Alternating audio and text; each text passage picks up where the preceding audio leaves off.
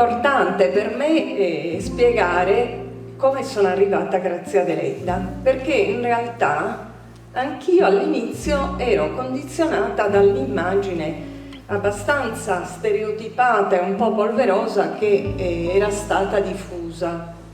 negli anni. Anch'io avevo molti pregiudizi. Poi mi è capitato tra le mani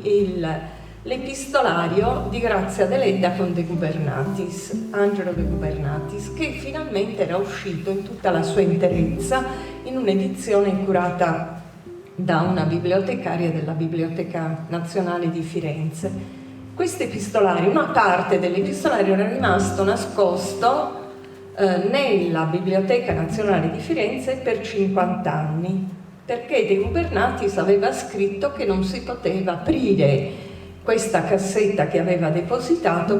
se non dopo 50 anni. E io sono partita dalle lettere che sono state ritrovate di Grazia Deledda a De Gubernatis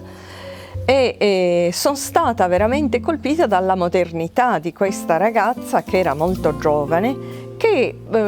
colloquiava, discuteva alla pari con una delle personalità più importanti della sua epoca.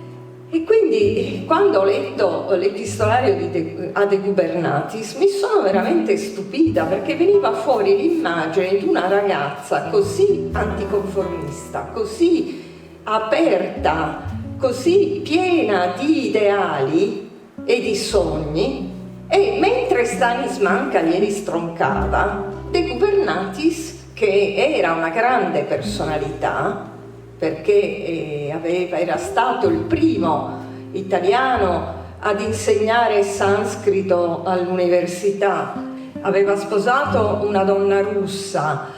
aveva portato la letteratura russa in Italia prima della letteratura francese, ma la cosa più importante è che era completamente a favore dell'emancipazione delle donne. Quindi quando incontra Grazia Deledda, la incontra soltanto attraverso le lettere, si accorge del talento straordinario di questa ragazza e si ritrova con una Grazia Deledda entusiasta che vuol fare ricerche sul folklore sardo. Quindi non gli par vero, perché per la sua rivista legata alle tradizioni popolari aveva una persona che collaborava con grande entusiasmo. La loro amicizia del tutto epistolare è andata via via approfondendosi e quasi si è trasformata in un amore, tanto che ad un certo punto Grazia Deledda ha dovuto prendere le distanze da De Gubernatis. Quando lascia le lettere alla Biblioteca Nazionale di Roma, scrive un biglietto in cui dice: ci siamo